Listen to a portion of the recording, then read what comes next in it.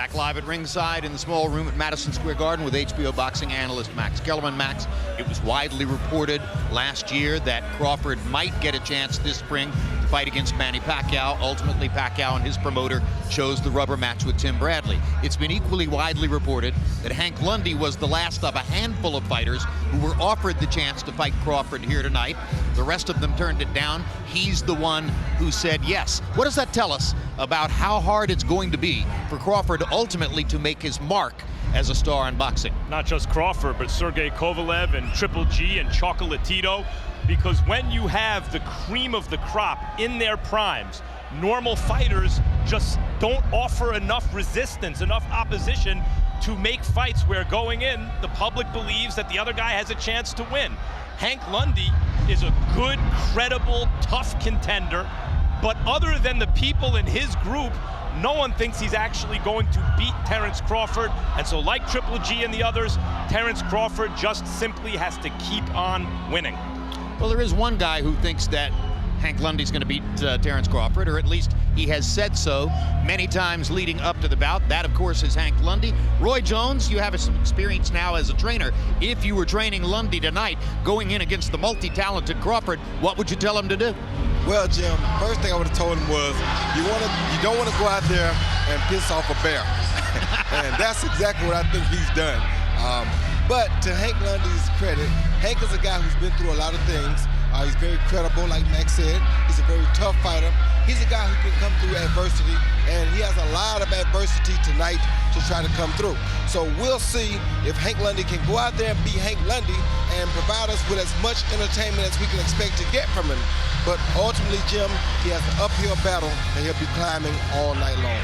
All right, the fight is in the 140-pound weight class where Crawford owns a title belt.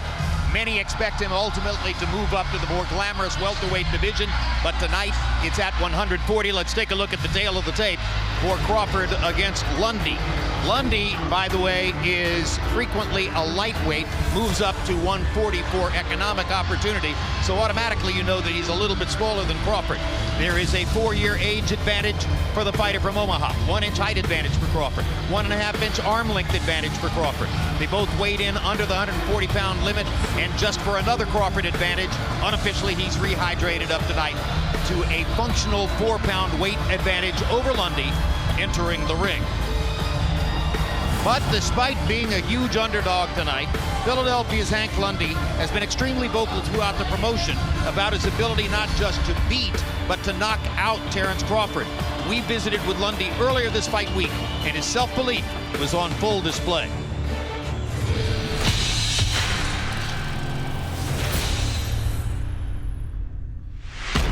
I'm an angry guy, you know, coming from the streets of Philadelphia, you know. I'm mad that I'm just finally getting the world title shot. It's gonna be war, man. I'm coming to win this world title. I've been paid my dues. I'm the only guy in this game that fight anybody, any given time. I come in your house and fight you. Every punch I hit you with, you're gonna feel Philadelphia. You're gonna feel Hammer and Hank. And guarantee that night, I will be the new WBO world champion. With that press conference, I was very outspoken because, you know, my passion, my determination. A lot of people, when they see a fighter that's, you know, rising up to the top and been, you know, HBO, and they see him more, they put him on a pedestal. Deep down in his heart, he know what he up against. He don't respect me now, he'll respect me Saturday. Don't blink, because it might be a quickie. Crawford got up to the podium and, you know, he talked his little trash. But, you know, if you look at Crawford's previous interviews, press conference, Crawford don't talk. I got him to get out his character. I got him to break that shell. So that let me know I could rattle him. Trust me, fight night, you're gonna see. All right, so now here comes Lundy to the ring. Like all Philadelphia fighters, he has a very high opinion of himself. But Max, you heard Roy Jones say that Lundy probably made a mistake waking up the bear. We saw Crawford working off a mean streak in his last fight against Gary John. Do you expect to see the same mean streak in the ring tonight? Yes, I do. I think Crawford's a mean little guy. I thought that since the first time we saw him against Bradis Prescott, and that has as much to do with his success as anything else. But guys like Hank Lundy make it easy for him. to really dislike his opponent and bring out the worst, or from the fans' point of view, the best in Terence Crawford. So now Lundy enters the ring, and you see some of his more noteworthy appearances, losses to Herrera and Delorme, lost to Beltran, lost by knockout to John Molina. He got some wins too, but those are the blemishes that demonstrate that he hasn't had the chance to be as successful in the ring as Terence Crawford. Meanwhile, 3 of Terence Crawford's last 4 fights have taken place in front of large and adoring audiences in his hometown of Omaha, Nebraska, where he's established himself as one of the sport's best ticket sellers. Tonight, Crawford plays Broadway for the first time, and he shared his thoughts with us about his professional journey.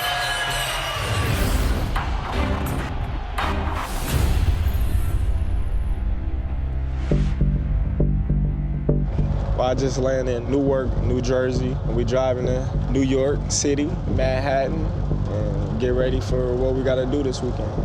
A lot of people see me fight 3 times in Omaha and feel like that's the only place that I ever fought because of the turnout. Unbelievable stuff here in Omaha, Nebraska. The energy is extraordinary. When I had to build my way up to even fight in Omaha, when I first started boxing professional, I had to go to Pennsylvania, Iowa City, Iowa. I had to go to little hick towns with 50 people in the crowd in bars, like literally a bar. Never was getting the same treatment that I am now. I fought Derry Jean, like 11,000 people in. Oh, it was crazy atmosphere. They ain't coming to see guys that they ain't never heard of before. They came in to see one guy. That's Terence Crawford. Tony Weeks is going to stop it. Terence Crawford, TKO 10. Thank everybody that came out, support me. Omaha, Nebraska, showed up once again. I'm the type of fighter that just love to fight. It don't matter if I'm in Omaha or New York. For me, it's not where you fight at. It's how you perform. I don't never look at myself as I made it. I got a lot of work to do, prove that I'm the best 140-pounder out there, and just continue to build my legacy. Roy Jones, there was a moment when you, from Pensacola, Florida, made your first appearance in New York City. It's a rite of passage for any American boxer who wants to become a superstar. What does this mean to Crawford tonight? It means a lot to him, Jim. He's making that passage. He's doing it at the big stage, the small room, but still the big stage. And not only that, Jim, what he has that I didn't have is he brought a lot of Omaha people here with him. In the amateurs, he split 2 appearances against Danny Garcia. He beat Mikey Garcia. He points out that he was a contemporary of Keith Thurman, but Thurman was fighting in higher weight classes. Why didn't we know as much about him as we've known about them prior to now? Well, because he was a little bit slow starting. As a matter of fact, I think Mikey Garcia referred Cameron Duncan to him. So because he didn't sign with a big promoter out the box, we didn't hear about him right away. And it was also because when he began his professional career in 2008, 1 year later, he got shot at in an incident following a dice game in Omaha, and the bullet bounced off his skull rather than to enter it. So he had the kind of experience, Max, that makes you aware of the immediacy of this opportunity and how much it means to take advantage of it. What it suggested to Terence Crawford was he was in the wrong place at the wrong time, and what was he doing there? That if he was taking his career as seriously as he now takes it, he wouldn't have been there at that time, and it had him refocus on his priorities. A priceless lesson, Roy? A very priceless lesson, and sometimes God has a way of speaking to us when we need to hear him. And now let's go to ring announcer Lupe Contreras to set up the main event. Ladies and gentlemen, we continue with the action here at the world's most famous arena, Madison Square Garden, New York City. Once again, proudly presented to you by Hall of Fame boxing promoter Bob Arum's Top Rank Incorporated, in association with CES, and being sponsored by La Cerveza Tecate con Carácter. These bouts are being sanctioned by the New York State Athletic Commission. Chairman is Tom Hoover, Executive Director David Berlin. Our 3 judges in charge of scoring the action are Julie Letterman, Kevin Morgan, and Steve Weisfeld. At the sound of the bell, the man in charge, referee Steve Willis. And now, NYC, it's about to get real on HBO. This is the main event of the evening. 12 rounds for the WBO Super Lightweight Championship of the World. President and Supervisor, Francisco Paco Valcarcel. Introducing first, the challenger, standing in the blue corner. He enters the ring wearing blue with silver trim. He weighed in at an official 138 1/4 pounds. In 32 bouts as a pro, he has 26 victories against 5 losses, 1 bout even, and 13 of those victories coming by way of KO. The self-proclaimed uncrowned champion from Philadelphia, Pennsylvania, hammering Hank Lundy. Across ring in the red corner, wearing black with white and blue trim. When he stepped on the scale, he weighed in at an official 139 1/4 pounds. Started from the bottom now. He enters the ring an undefeated 2-time world champion with 27 victories. 19 of those victories coming by way of KO. Defending his WBO Super Lightweight Championship of the World. Born and bred in Omaha, Nebraska, Terence Crawford.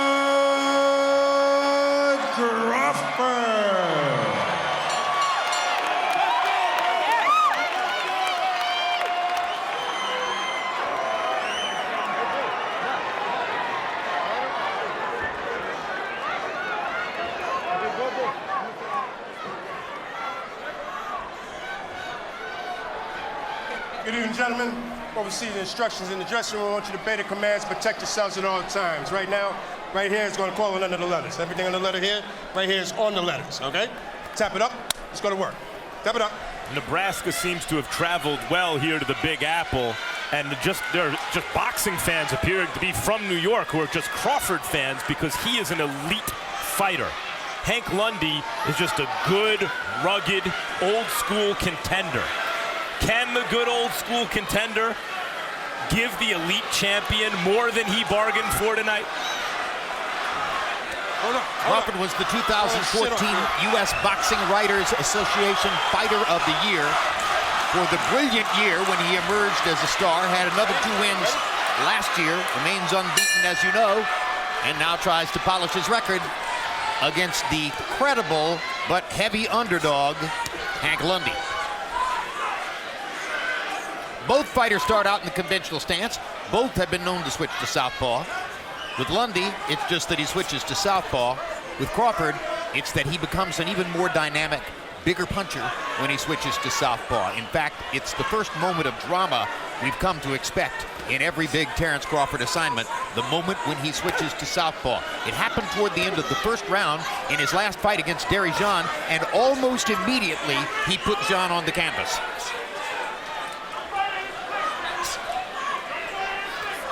Now he switches southpaw immediately here. 44 seconds into the bout, Crawford turns and puts himself in the southpaw stance. Lundy told us yesterday that he would switch southpaw as soon as Crawford did, but he hasn't done it yet, and he gets in a left hook. Does Hank Lundy. It was a 2-piece, Jim. Overhand right and a left hook.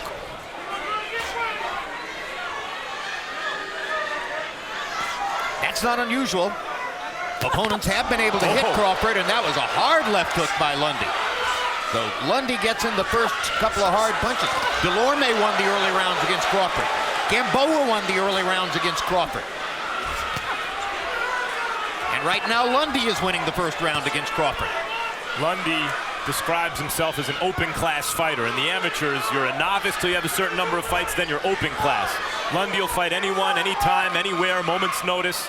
He's an open class fighter in the pros. Good counterpunch by Crawford there.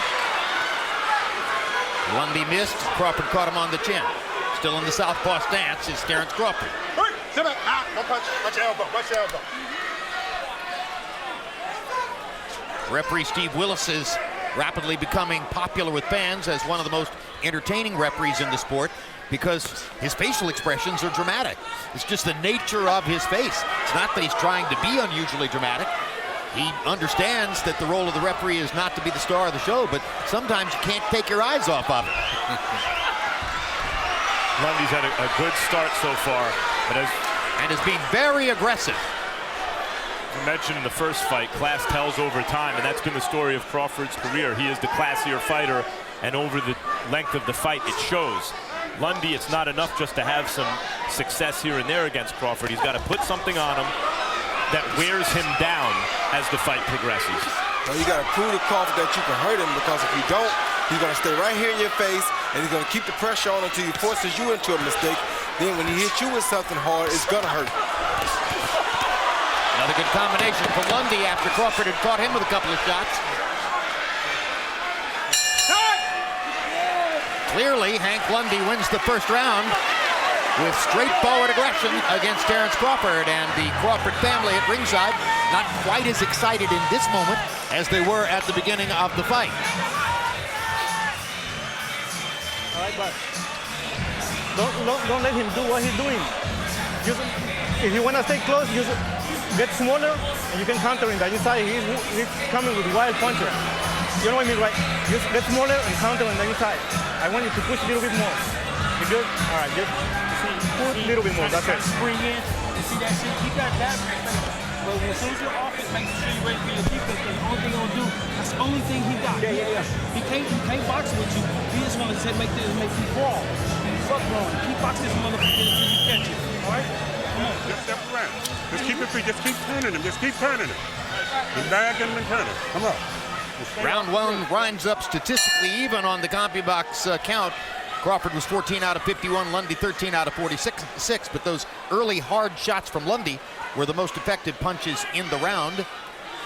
And I'm not the scorer here, of course. Our unofficial scorer is Harold Letterman. We'll show you his card after the third round. You may have noticed there that Crawford has two trainers, Brian McIntyre and Esau Dieguez.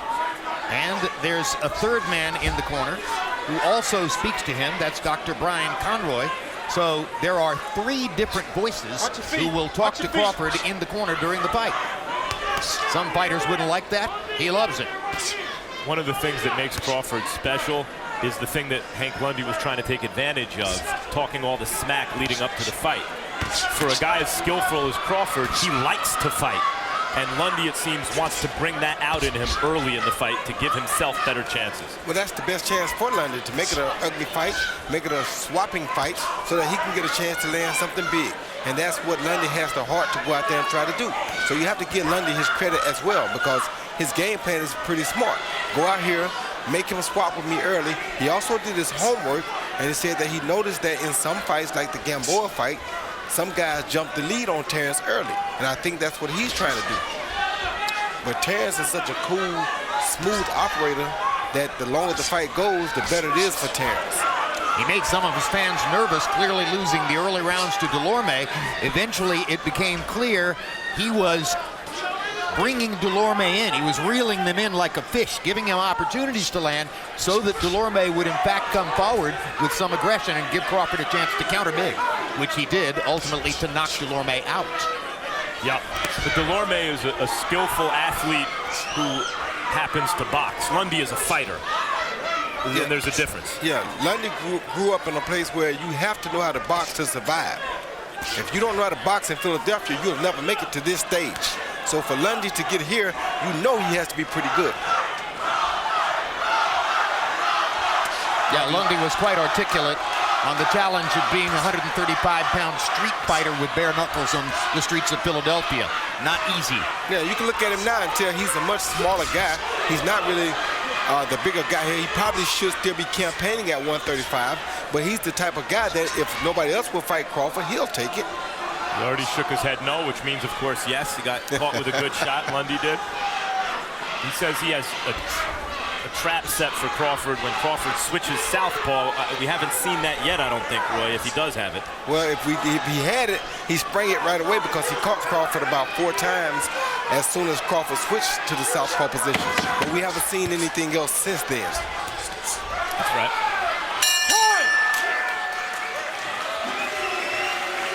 Round 2 shows a little bit more control from Crawford than was the case in round number 1, but it's still a nip and tuck fight as we go through the first 6 minutes.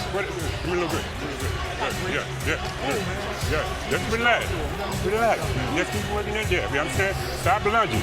Touch him with the jab first. You know what I'm saying? Touch him with the jab before you lunge in. Keep jiggling there, hit, look. Now, when you go after him, don't stop. He can't do nothing when he back up. Right? You see, he's going to swing a punch, and then he's off.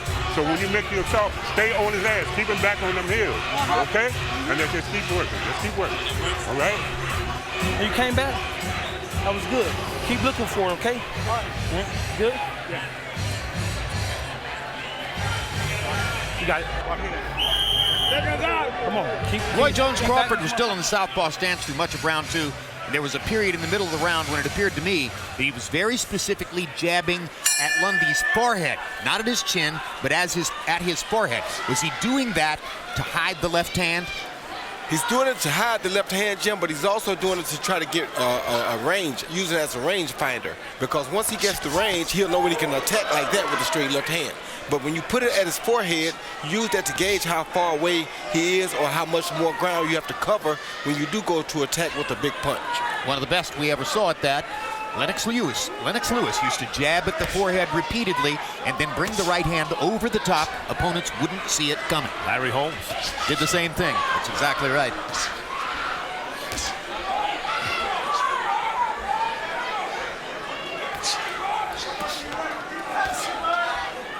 Also, you see by just jabbing at the forehead, not necessarily trying to hit the chin, it makes it very difficult for Lundy to counter that jab.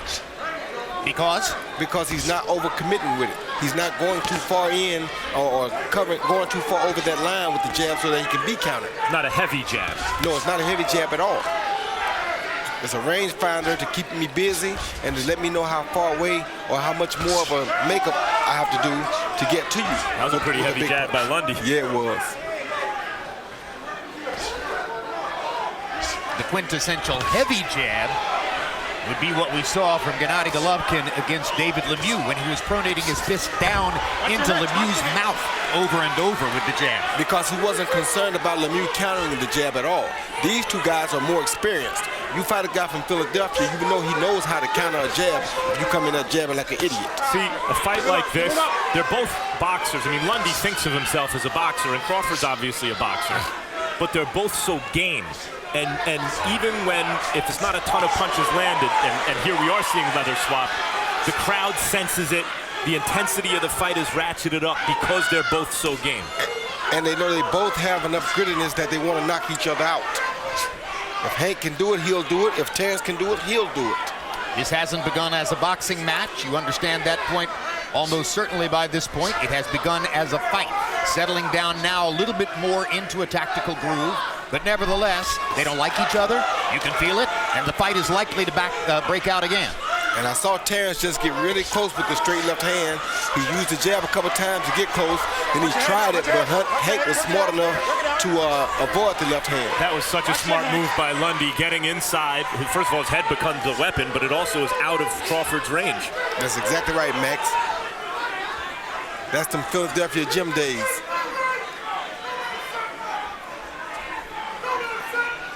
And Lundy's doing this without really a deep amateur background. He's just a real fighter.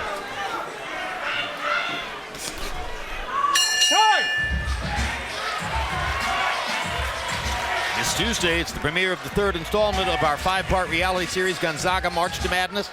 Get a look behind the scenes as this year's Gonzaga men's basketball team pursues its 18th straight NCAA tournament bid. Next Saturday night, streaking heavyweight knockout artist Luis Ortiz, fresh off his 7th-round knockout of Bryant Jennings, takes on Tony Thompson. Also that night, undefeated welterweight Saddam Ali matches up with Jesse Vargas. Now, when you dip here, Hank, try to get me there, man. Go right up underneath, baby. You're making them miss a big shot, but we ain't making them pay. Okay? So as you bend, go right up under.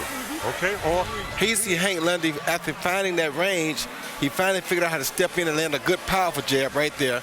He took a small jab from Crawford as well, but he landed the most powerful of the two jabs. Protect yourself. Jabs through round 3. Crawford has landed 27.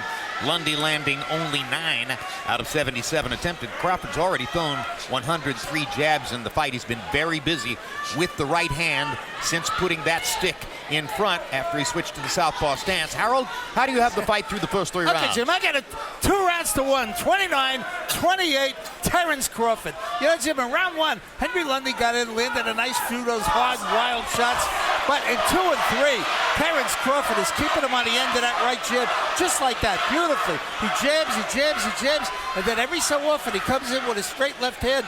Yeah, straight left hand, correct. That's really good. That really nails Lundy. I mean, he's doing a nice job keeping good distance, landing that right jab constantly. Anyway, 2 rounds to 1, Terence Crawford. Max, you agree with Harold's score? Yep. So we go to the 4th. And still Crawford stays in the southpaw stance. Tonight, he dispensed with the conventional stance 44 seconds into the fight and has been standing southpaw ever since.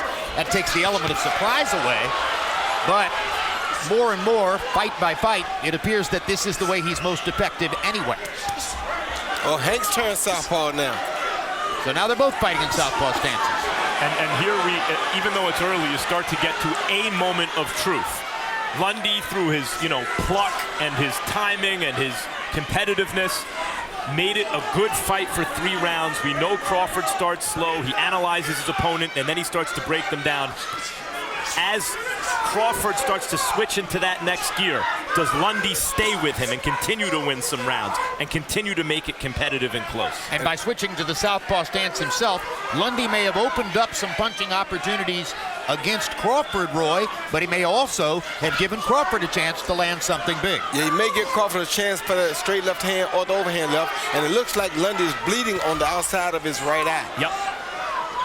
See that hook right there? Crawford lands.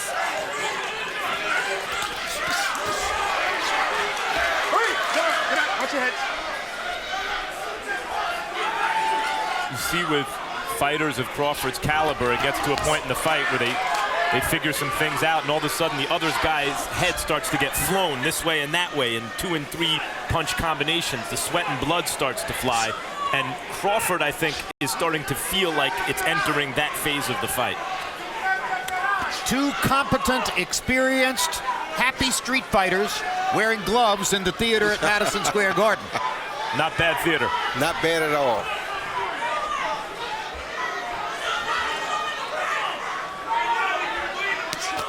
A good counter by Hank. Hard left hand. Crawford showing you the beard, which he has shown us in several fights. He took some hellacious shots from Yuriorkis Gamboa before turning the fight around and knocking Gamboa out.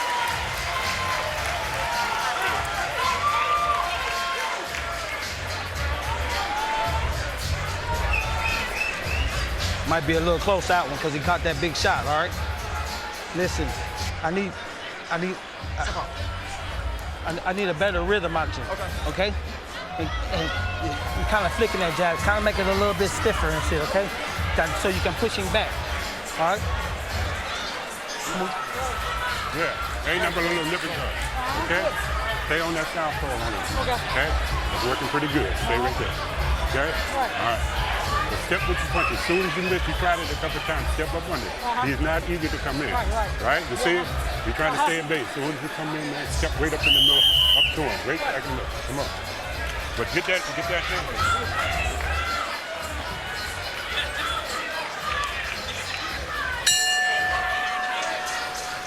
Lundy, who likes to call himself Hammer and Hank, with a little grin on his face as he comes out for round 5.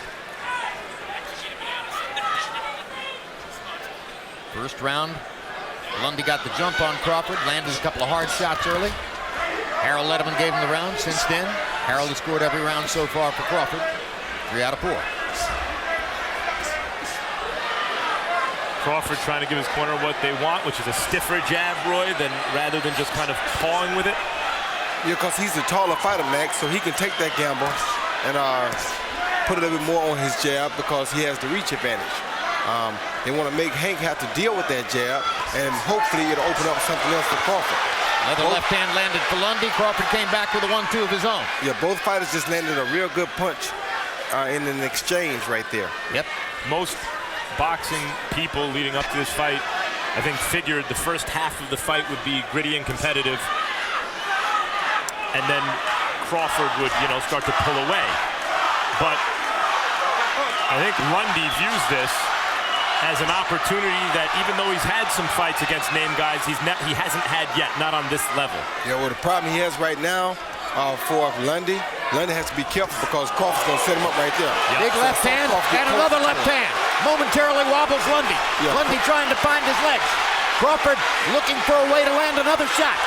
Left hand knocks Lundy into the ropes. Good body shot by Crawford. Yeah, Lundy let Crawford get a little too close, and you saw that coming.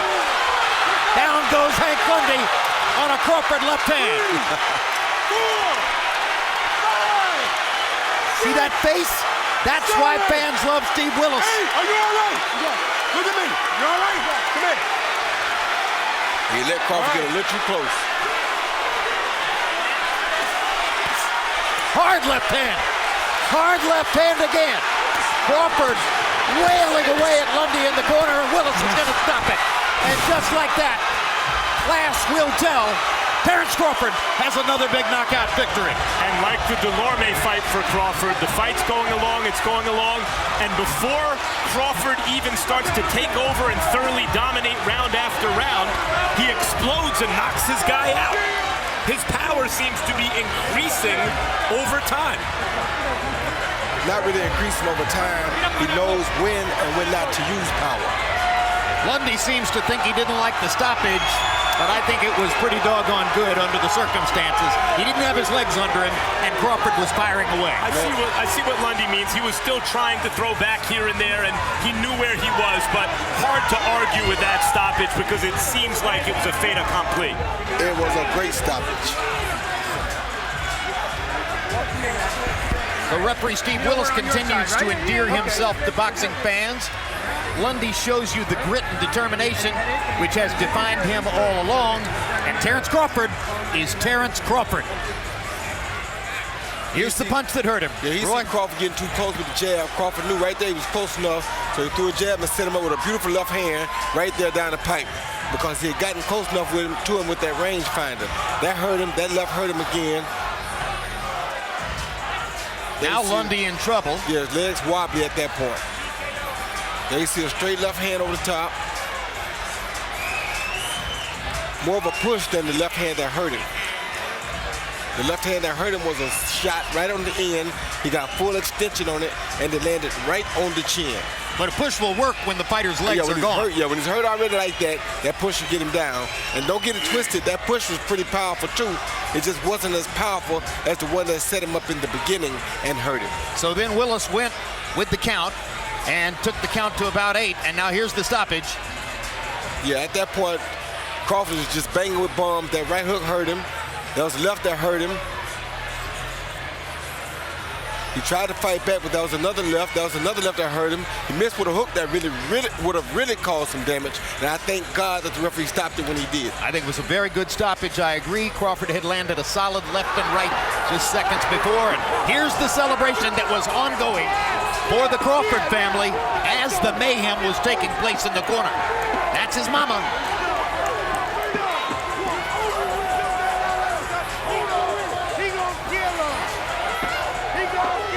Oh my goodness, does mama love Bud? Can't be a better feeling than that for a son, to see your family, your mother, and everybody over there happy, celebrating because you used your gift to entertain them. So another knockout win for Crawford. And his resume continues to improve. Lupe Contreras standing by now with the official particulars on the knockout. And here we go. Referee Steve Willis steps in to protect the blue corner from receiving any further punishment. stopping the bout with an official time of 2 minutes, 9 seconds of round number 5. Your winner, by way of technical knockout and still WBO super lightweight champion of the world, Terence Crawford.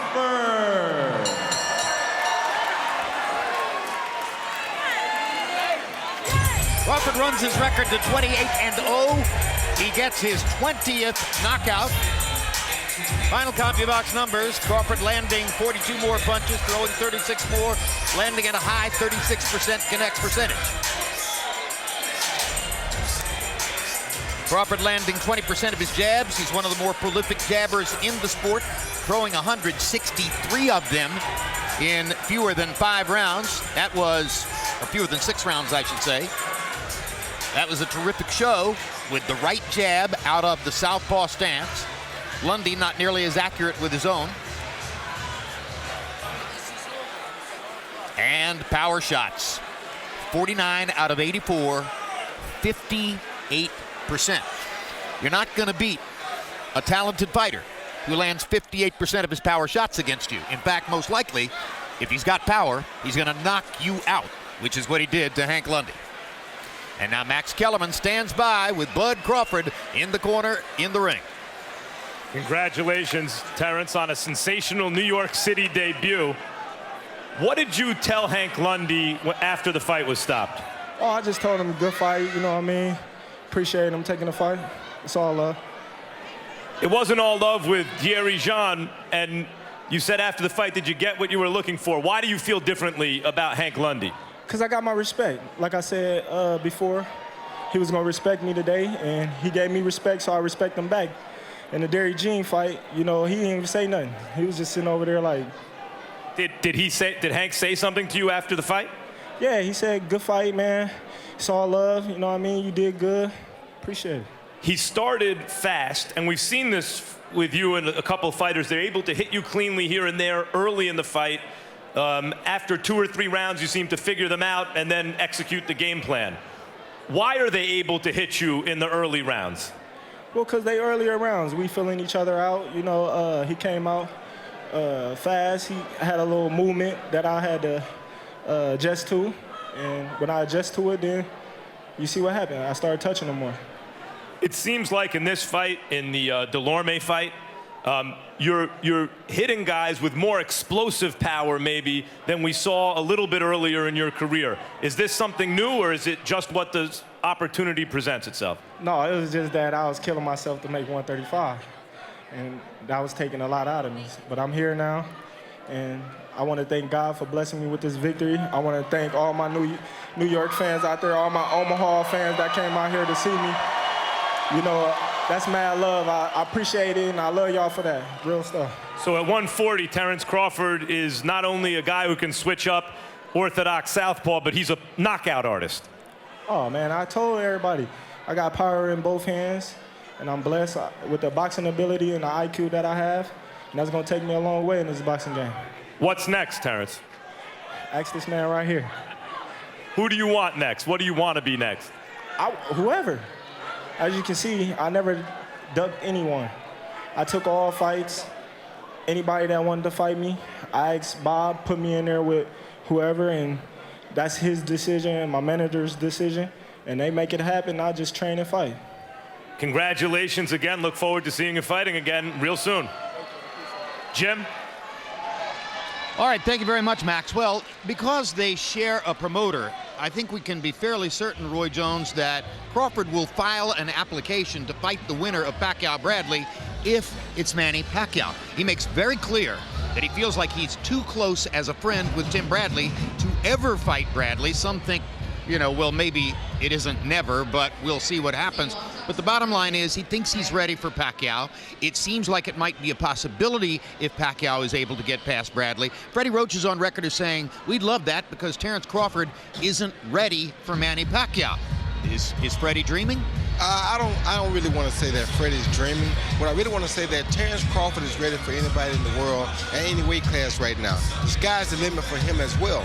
He's one of these guys who started probably at 130, but will probably end up at 154 if he's not careful. And he's capable of handling himself at any weight division. So for him to say that he's not ready for Pacquiao, I think that's very wrong. If you notice, Tim Bradley said he'll never fight him. They sparred, they became best of friends. If Tim Bradley tells you that a guy is ready to take on whoever, then Tim Bradley knows. Tim Bradley's been in the ring with Pacquiao twice, 24 rounds, about to be 36 rounds, because he's about to fight him again. So, of course, to me, Terence Crawford is ready for anybody on the planet that's close to his weight class. All right, thank you very much, Roy. Let's turn now to Max Kellerman. Max, there are a lot of good young American fighters in and around the welterweight class, some of them on the other side of the political dividing line, although that may ultimately dissolve. Keith Thurman, Danny Garcia, Errol Spence. Does Crawford have a chance to become the #1 American fighter? He does, and talking to Bob Arum just now, literally just now, it looks like it could be Ruslan Provodnikov next for Terence Crawford. The reason that Terence Crawford is building the kind of following he's building is the same reason that, as I mentioned, Sergey Kovalev and Triple G and Chocolatito are such interesting fighters. Because this level of fighter, you put a regular fighter in front of them, a good one, a credible one. There's simply nothing they can do to keep this level of fighter off of them. They can't offer enough competition. You have to find other special fighters in order to make big fights. And in recent years, the increased fractionalization, I guess, in boxing, not only sanctioning bodies in weight divisions, that's modern boxing, but in terms of promoters and networks, etc., means that other fighters who may make good fights with guys like Terence Crawford can look to make money in easier fights, in maybe more winnable fights. That said, there are enough big names in and around the weight class that Terence Crawford, with his increased popularity, should be able to land them and should be a really big star if he lands them, because this is the way he performs. He's got skill, he's got power, he's got dynamism, he's got personality, he's got 9 straight wins on HBO. It makes us all very hungry for the future of Terence Crawford. Now let's look ahead to upcoming programming here at HBO Sports. Immediately following this telecast, stay tuned for an encore presentation of Real Sports featuring a piece on soon-to-retire LA Laker legend Kobe Bryant. This Tuesday, it's the premiere of the next installment of Gonzaga March to Madness. Get a look behind the scenes at this year's Gonzaga University men's basketball team as they pursue their 18th consecutive NCAA tournament bid. Next Saturday night, streaking heavyweight knockout artist Luis Ortiz takes on Tony Thompson. Also that night, undefeated welterweight Saddam Ali matches up with Jesse Vargas. March 16, the fight game returns. Join me, Max Kellerman, Bernard Hopkins, and Melissa Stark for a one-of-a-kind look at boxing's biggest stories and most important issues. March 26, Andre Ward, now competing as a full-fledged light heavyweight, matches up with Sullivan Barrera. Immediately following Ward versus Barrera, stay tuned for Legacy on the Line from Bradley to Pacquiao as we begin the countdown to their upcoming showdown. And April 9 on HBO pay-per-view, it's the live fight between Tim Bradley and Manny Pacquiao. They've split their first 2 meetings and look to settle things once and for all in their third go-round. For all that and more, visit HBO.com. And now for the entire team, thank you for being with us for this edition of World Championship Boxing.